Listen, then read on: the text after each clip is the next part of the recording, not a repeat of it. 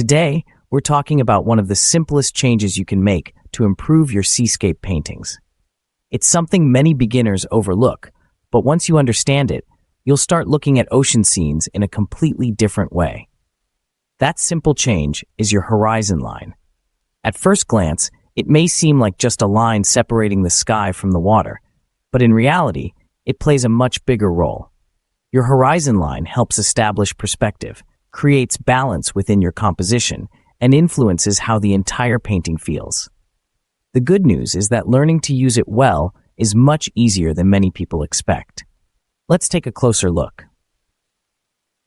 One of the most common beginner mistakes is treating the horizon line like the halfway point of the canvas. It's easy to assume it belongs right in the middle.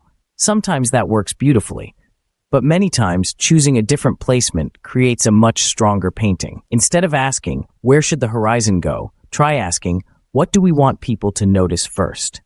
That simple question can make every composition feel more intentional. If the sky is filled with dramatic clouds, a colorful sunset, or glowing light, placing the horizon lower allows the sky to become the star of the painting. On the other hand, if the waves, reflections, shoreline, or foreground details are the main focus, raising the horizon gives the water more room to tell its story. Neither choice is right or wrong. They're simply different ways of guiding the viewer's eye. Here's another helpful tip. The horizon line should almost always remain perfectly level. Even a slight tilt can make the entire ocean feel uncomfortable to look at. If you're ever unsure, don't hesitate to lightly sketch your horizon with a ruler or use a piece of painter's tape as a guide before you begin painting. Many experienced artists use simple tools like these, and there's absolutely nothing wrong with making the process easier.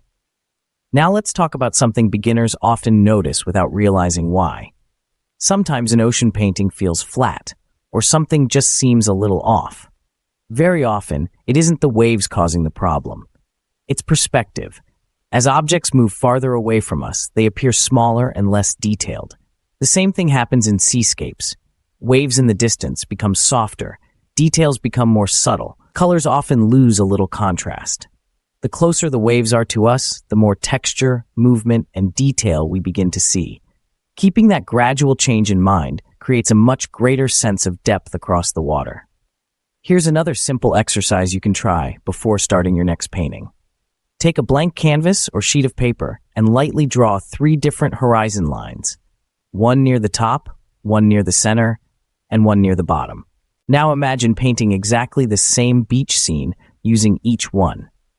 Notice how different the feeling becomes before you've painted a single wave. This is one of the easiest ways to begin developing stronger compositions. As you continue painting seascapes, remember that the horizon line isn't simply dividing the canvas. It's helping tell the story of the painting. Every decision we make, from the placement of the horizon to the movement of the waves, helps guide the viewer through the scene. That's one of the reasons seascapes are so enjoyable to paint. There are simple principles that make a surprisingly big difference.